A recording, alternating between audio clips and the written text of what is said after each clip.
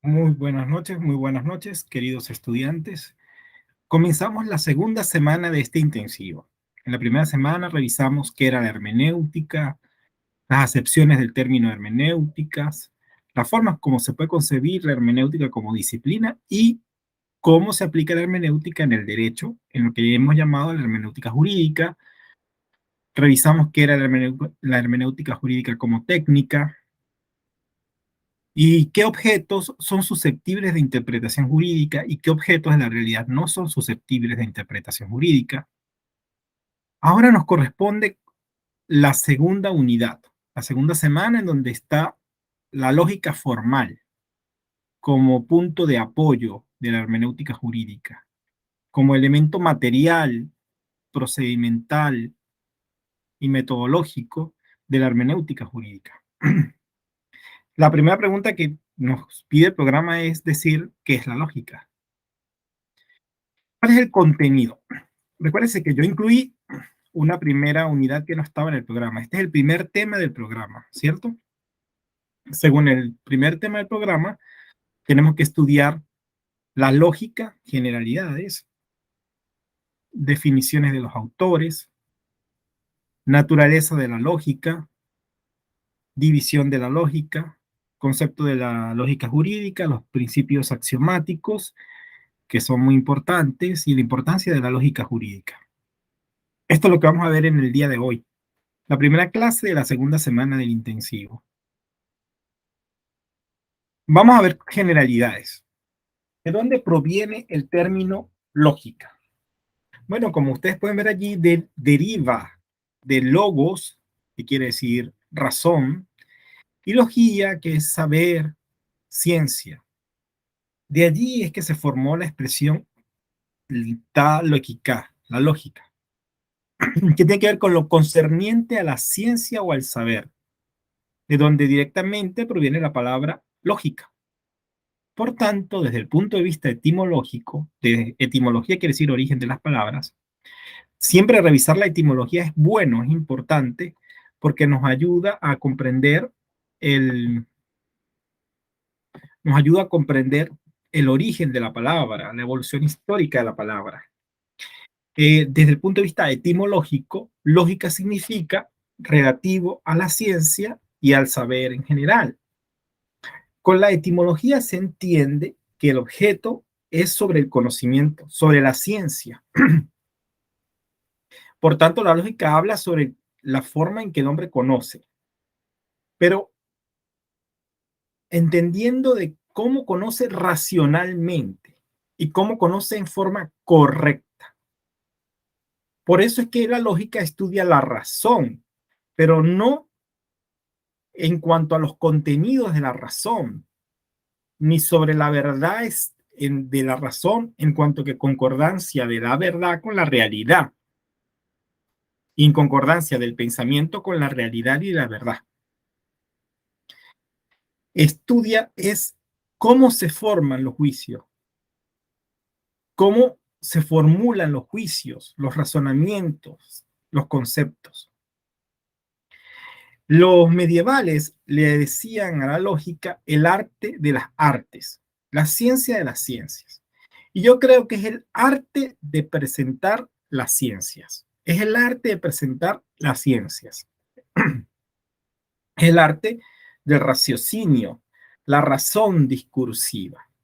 Por tanto, de la etimología nosotros podemos tomar de que efectivamente la ciencia piensa sobre el saber, pero no se mete en el contenido del saber, sino que se mete es en el arte de determinar cómo se expresa el saber, el arte de determinar cómo se expresa el saber. Bien, vamos a dar un concepto de lógica. La lógica es la ciencia y el arte de dirigir los actos de la razón hacia el conocimiento de alguna verdad. Entonces, vemos que es una ciencia y un arte. Ya vamos a hablar de si es ciencia o es arte o son ambas cosas. Tiene que ver con el razonamiento hacia la verdad.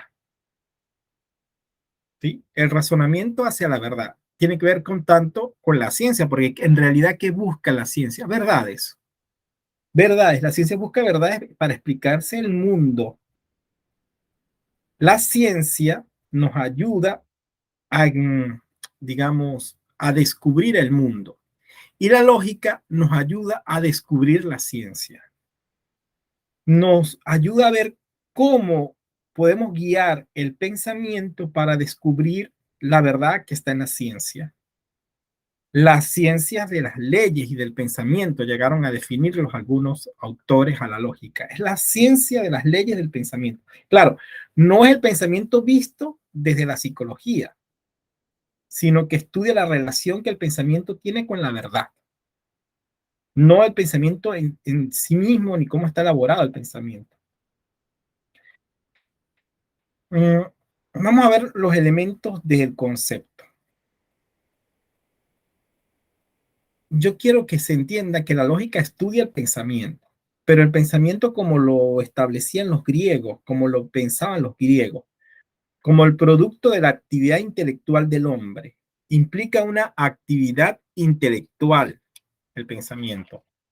El pensamiento implica una actividad intelectual.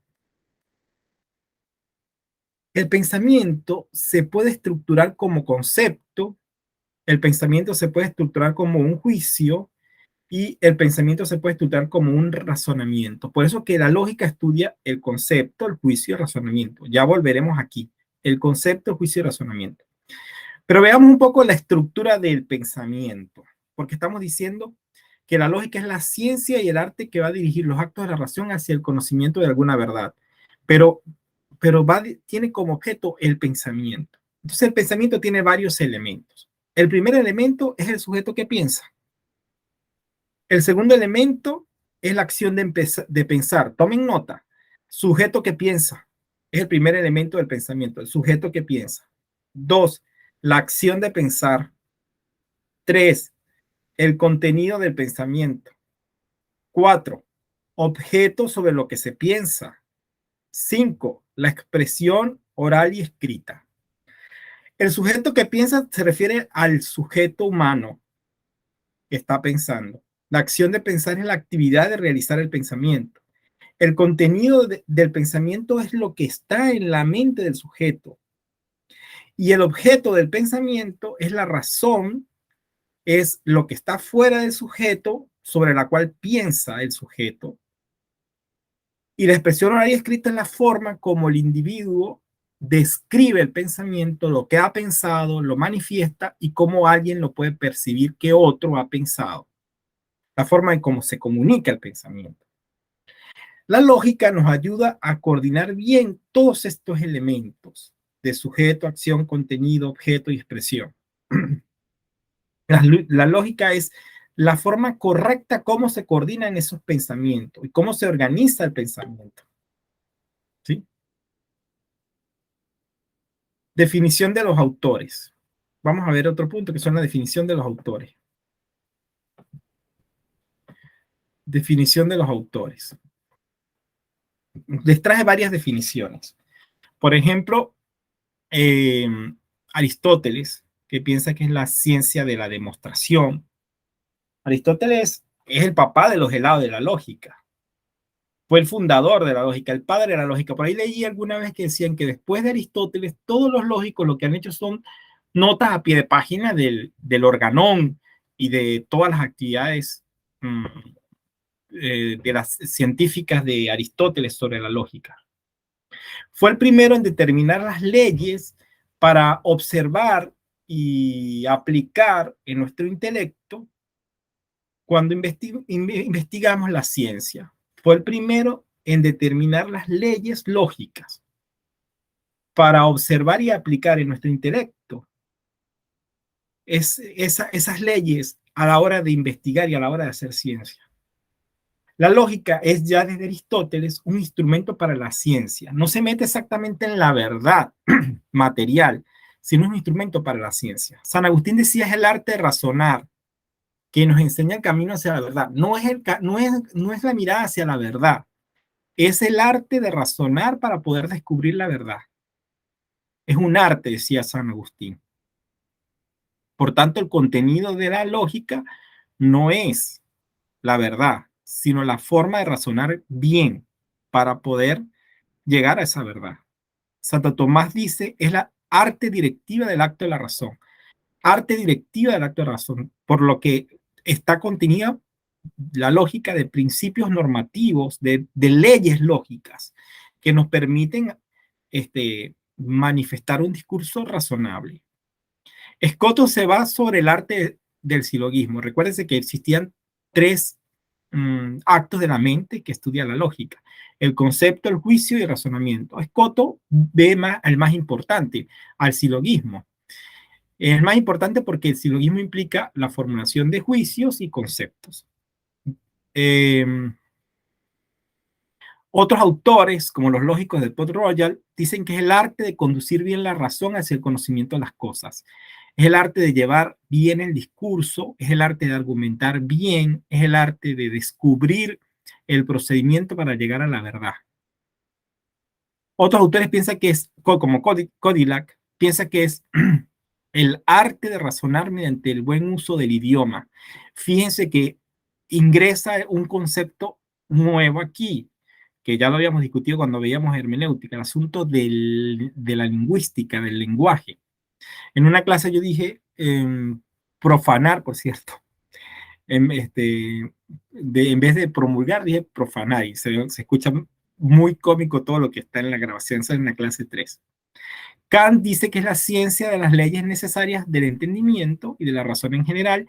Cuando habla de leyes necesarias, dice que las leyes lógicas, por tanto, son indefectibles, fatales, ineluctibles. Las leyes lógicas son tan poderosas como las leyes físicas, en tanto que una vez tú las descubres, una vez que tú las conoces, ellas son necesarias, tienen una necesidad lógica. Existe tres tipos de necesidad: una necesidad moral, como la que unen las normas morales, o una necesidad física, como la que unen las causas con los efectos, y una necesidad lógica, como la de las normas lógicas que nosotros vamos a estudiar aquí. Hegel, el grande, dice, es la ciencia del pensamiento, de sus determinaciones y leyes. Leyes va a la periferia del pensamiento, no al contenido del pensamiento, a la periferia. Stuart Mill, ciencia de las operaciones mentales necesarias para la estimación de la prueba. Fíjense que es importante, estimación de la prueba. Por tanto, cuando tú vas a estimar lo probado en la ciencia, lo probado en el derecho, lo probado en la filosofía, tienes que examinar las operaciones mentales que dieron esos resultados, revisar formalmente el discurso. Enseñanza del conocimiento de la verdad. Balmes, si es un materialista, vea la lógica relacionada con la verdad. Lipps piensa que es la ciencia de las formas y leyes del pensamiento. Me gusta mucho porque la lógica es un elemento formal, es una ciencia formal, es una disciplina formal. ¿Eso está claro? La lógica es una disciplina formal. Bien.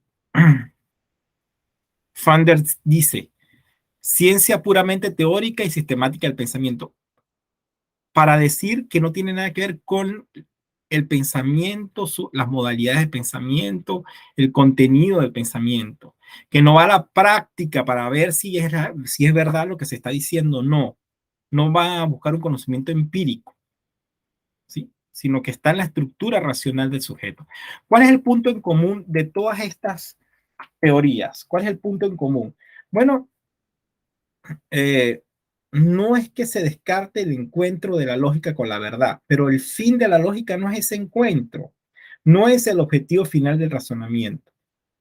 La verdad no depende de las reglas lógicas, sino de la realidad de las cosas. Como se ven todas estas definiciones, establecen vínculos necesarios entre lógica y la verdad. Pero lo que interesa es que el procedimiento para llegar a la verdad, la rectitud formal, las formalidades, las reglas directivas lógicas de los actos de la razón. Eso es lo que realmente importa. Las leyes de la lógica nos enseñan a razonar correcta y ordenadamente para facilitar el discernimiento de las verdades que se encuentran en la realidad objetiva. Contenido. ¿Cuál es el contenido de la lógica? Bueno, el objeto de la lógica. La lógica tiene un objeto material y un objeto formal. El objeto material es el pensamiento. El objeto material de la lógica es el pensamiento, ¿sí? Pero en pensamiento, los actos de la mente. ¿Y cuáles son los actos de la mente? El concepto, el juicio y el raciocinio. El concepto, el juicio y el raciocinio, ¿sí? Y el elemento formal es la perspectiva con que se estudia el concepto, el juicio y el razonamiento. Y es una perspectiva formal. Revisa cómo se captan en forma correcta y recta las nociones, cómo se enuncian los juicios en forma recta y correcta y cómo se formulan las conclusiones en forma recta y correcta. ¿Cuál es la naturaleza de la lógica? ¿Es la lógica una ciencia, un saber, un arte? Esa discusión es tan antigua como los mismos griegos, porque digamos que desde los sofistas se está hablando de que el discurso tiene que tener un contenido moral y de que el conocimiento de la moralidad y de la prudencia y del conocimiento de la sofía y del epísteme es superior al conocimiento técnico que termina nada más en un producto, que termina nada más en un hacer, un enseñar a hacer. Entonces, no era lo mismo ser un técnico que ser un filósofo. Incluso aquí en Venezuela eso sucedía mucho, que el TCU era mirado como que, bueno, el técnico que está por debajo del licenciado. Pues no, son formas diferentes de la realidad. La técnica sirve mucho porque nos ayuda a aplicar el conocimiento científico. El conocimiento científico se aplica a través de la técnica, es el arte. Y la sofía es el conocimiento ponderado, más profundo, más deliberado, más fundante que la técnica. Pero ambos son necesarios y ninguno es más importante que el otro. Pero la lógica es un conocimiento de ambas cosas. Tiene una parte epistemológica y tiene una parte meramente técnica, meramente procedimental. Cómo se hacen los procedimientos de la razón, para que sean correctos, cómo determinar los procedimientos de la razón para que sean correctos. Luego vamos a ver, esta es una lámina ahí que se pasó, vamos a ver la división de la lógica. División de la lógica. ¿Cómo se divide la lógica? Bueno, hay muchas formas de dividir la lógica. La más importante es la lógica natural y la lógica científica. La lógica natural es aquella inclinación o hábito intelectual por el que todo hombre, independientemente de su grado de instrucción, tiende a juzgar rectamente sobre las realidades obvias, sin necesidad de acudir a una guía o un magisterio alguno. En tales casos, el trabajo mental de distinguir, dividir, comparar y deducir se efectúa hasta el mínimo indispensable a que pueda llegar con el buen uso del sentido común. La lógica natural es la lógica del sentido común, la que no nace con estudio y dedicación. En cambio, la lógica científica es la teorización, la normatividad elaborada para perfeccionar la misma lógica natural y pone al descubierto la evidencia de la lógica. Se aprende estudiando lógica, se aprende con los tratados de lógica. Antes estuvo muy relacionada la lógica con la filosofía.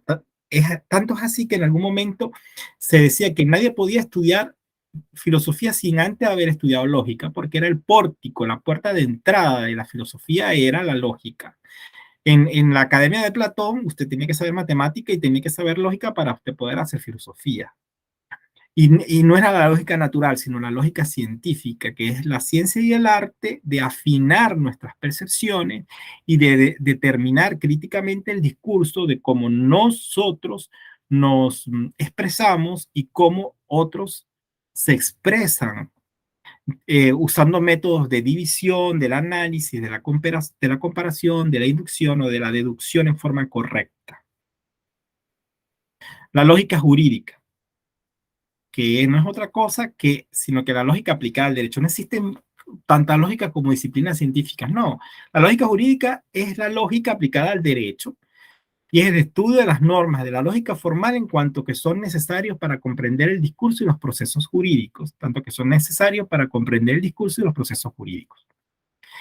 Lo otro que nos pide el programa son los principios axiomáticos de la lógica. Lo otro que nos pide el programa son los principios axiomáticos de la lógica.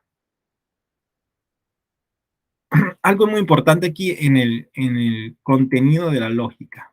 No más si creo que acepciones del término. Bueno, más adelante vamos a ver, nos faltó el contenido de la lógica en estas láminas. Y el contenido de la lógica básicamente es el concepto, el juicio y el razonamiento. No quiero que se les olvide. ¿Sí? Como ya lo vamos a ver en su momento, el contenido de la lógica es el concepto, el juicio y el razonamiento. Creo que se lo mencioné arriba, pero me interesa mucho que se entienda que en la lógica jurídica nosotros estudiamos los conceptos jurídicos, los juicios jurídicos y los razonamientos, en tanto que son importantes para el derecho. El contenido de la lógica implica concepto, juicio y razonamiento. Los tres actos de la mente. Escriban allí. Los tres actos de la mente son el concepto, el juicio y el razonamiento. Déjenme buscar de nuevo esto porque siento que aquí está el contenido de la lógica. El concepto, el juicio y el razonamiento. Ese es el contenido material. Concepto, juicio y razonamiento. El concepto, como lo vamos a ver mañana, es la representación mental de un objeto, sin afirmar ni negar nada sobre él. Por ejemplo, casa, perro, mesa, auto, blanco, linda, grande. Cuando se comparan y se relacionan los conceptos, ahí estamos hablando de juicio, que sí es una afirmación y una negación. El perro es negro, el profesor es calvo, la mesa es linda. Estás relacionando profesor con calvo. El concepto de profesor y el concepto de calvo. El concepto de la mesa es linda, el concepto de mesa y de linda. Cuando estás afirmando, relaciones los conceptos. Y cuando estás negando, los separas, los divides. Y luego, desde conocimiento de proposiciones o desde el conocimiento de juicios, puedes llegar a nuevas verdades a través del silogismo. Por tanto, el otro contenido de la lógica es el razonamiento. ¿Sí? El raciocinio, razonamiento, inductivo, deductivo, que vamos a ver también esta semana. Pero cuando nosotros hablamos de la lógica jurídica, nos referimos al estudio de la lógica formal, de los conceptos jurídicos, los juicios jurídicos, no en sentido de litigio, ¿no? Sino de juicios en sentido de afirmaciones y negaciones jurídicas y razonamientos deductivos e inductivos de carácter jurídico. Ahora sí vamos a ver la segunda parte que nos pide el programa. El programa nos está pidiendo en este tema, para finalizar este tema, los principios, ¿verdad? Axiomáticos de la lógica. Hay unos principios de valor axiomático y que son evidentes en sí mismos, que se nos imponen como leyes universales del pensamiento y por tanto debería ser de la acción, y que son la base, el fundamento, el foco del quehacer lógico y científico en general. ¿Sí?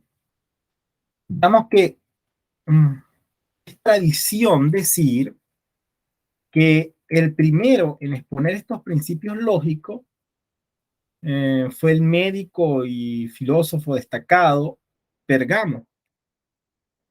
Él habló por primera vez de estos principios lógicos, pero claro, estos principios lógicos son antiquísimos, vienen desde Aristóteles. Pero fue el primero quien propuso que la lógica debería ser demostrativa, así como los teoremas matemáticos. Y que la existencia de esos axiomas son universales y son básicamente universales. Y que dentro de estos principios más importantes tenemos el principio de no contradicción, el principio de identidad, el principio de exclusión de un tercero, el principio de razón suficiente. Repítanlo, por favor, repítanlo aquí en el chat. Principio de no contradicción, principio de identidad, principio de exclusión de un tercero, principio de razón suficiente. Son 5 que vamos a ver. Vamos a ver el primero, el principio de no contradicción. Se puede plantear de dos formas, en forma metafísica y en forma lógica. Metafísicamente,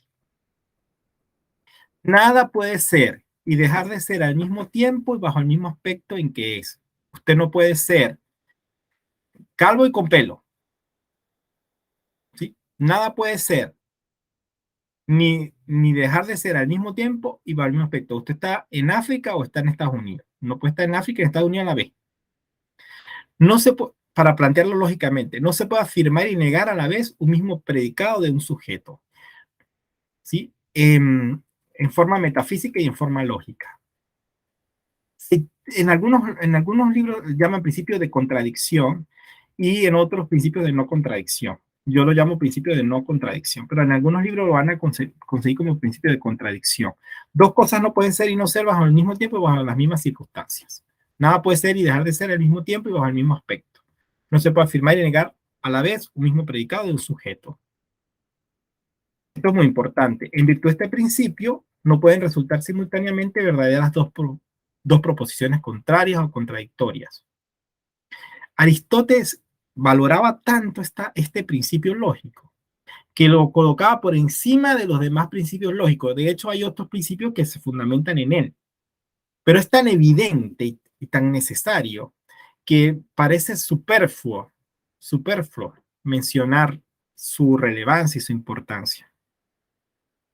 Pero fíjense que cualquier error en el accionar humano, decía Pompeyo Rami, estaba en la violación de estos principios de la lógica, sobre todo el primero, el principio de no contradicción. Vamos con el principio de identidad. Y el principio de identidad es muy importante y es muy sencillo. Lo que es, y lo que no es, no es. What it, it. What not it, not it. Eso quiere decir que A es igual a A. A no puede ser igual a menos A. A es igual a A. Ni A es igual a B. A es igual a A. Con ellos afirmamos que todo sujeto tiene en sí mismo su primer predicado. El principio de identidad es muy importante. Todas las notas de un sujeto que le identifican se pueden predicar de él. Todas las notas que un sujeto tiene se pueden predicar de él. Todas las notas que un sujeto tiene se puede predicar de él. Otro, principio de exclusión de un tercero, fundamentado del principio de no contradicción. Se llama exclusi medi, el principio de exclusión de un tercero o exclusi medi. Se formula así: un predicado o se afirma o se niega de un sujeto. Un predicado o se afirma o se niega de un sujeto. Eso, por ejemplo, o estás embarazada o no estás embarazada. Lo que no se el tercer excluido, digamos que el término excluido es que medio embarazada. Medio embarazada no puede estar. O está embarazada o no está embarazada, como decían las abuelas. O está empreñada o no está empreñada. ¿Verdad? Principio de razón suficiente. Bueno, este se puede formular en forma afirmativa y en forma positiva. En forma afirmativa, todo ser debe tener su propia razón suficiente. Todo lo que está en el mundo de la cultura tiene una razón suficiente. Omne ens debet habere rationem sufficientem sui. Todo tiene que tener una razón suficiente. En el mundo de la cultura, en el mundo de la naturaleza no hay razón suficiente. En el mundo de la naturaleza hay causa y efecto, ¿sí? Pero en el mundo de la naturaleza hay causa y efecto. En el mundo de la cultura, lógico, tiene todo que tener una razón suficiente. No puede, y en forma negativa se dice así: nada puede ser sin su propia razón suficiente. Nihil potet esse sine ratione sufficiente sui. Nada puede ser sin su propia razón suficiente. Luego viene el principio de identidad comparada o principio de igualdad. Principio de identidad comparada o principio de igualdad. Este es un principio maravilloso. Dice, dos cosas iguales a una tercera son iguales entre sí. Por ejemplo, si A es igual a B y A es igual a C, quiere decir de que B y C son iguales. Repito, si A es igual a B y A es igual a C, esto quiere decir de que B y C son iguales. De ahí nace el principio de la igualdad. Fíjense que el cristianismo aplicó, Santo Tomás y los cristianos en general aplicaron muy bien este principio, y de allí nace el principio de la igualdad. Fue la primera argumentación digamos, fundamentalísima sobre la igualdad humana, que era la idea de los cristianos de que todos somos hijos de Dios y todos somos hechos a imagen y semejanza de Dios. Entonces, si yo soy hijo de Dios y usted es hijo de Dios y el otro hijo de Dios y todos somos hechos a imagen y semejanza de Dios, si yo me parezco a Dios y usted se parece a Dios y ella se parece a Dios y vosotros y ellos se parecen a Dios, pues nosotros nos parecemos entre sí. Es decir, somos iguales por el principio maravilloso de identidad comparada. Estos principios de la lógica son fundamentales. Yo, por favor, les pido que se lo estudien porque nos van a ayudar a comprender en forma maravillosa todo el sistema lógico que vamos a empezar a estudiar a partir de hoy. En esta unidad vamos a ver luego los tres actos de la mente: el concepto, después vemos el juicio, después vemos el razonamiento. Y con el razonamiento nos vamos para la prueba. Entonces tenemos concepto, juicio, razonamiento. En la próxima clase vamos a estudiar el concepto. Así que gracias por su atención. Me quedo para las dudas, se las voy a responder escrito, porque bueno, saben que por ahora tengo COVID y estoy así un poco, no puedo hablar tanto tiempo. Tienen un material, todo esto es sacado del libro del profesor Pompeyo Rami, tienen un material para eso y pues bueno, como siempre, además tienen las láminas corregidas en la plataforma y tienen esta grabación cuando termine la clase. Gracias por su atención, gracias por la constancia. El miércoles les doy las notas. El miércoles les doy las notas. Seguimos en línea, pero ya no voy a hablar más, solo les voy a hablar por mensaje. Hasta luego.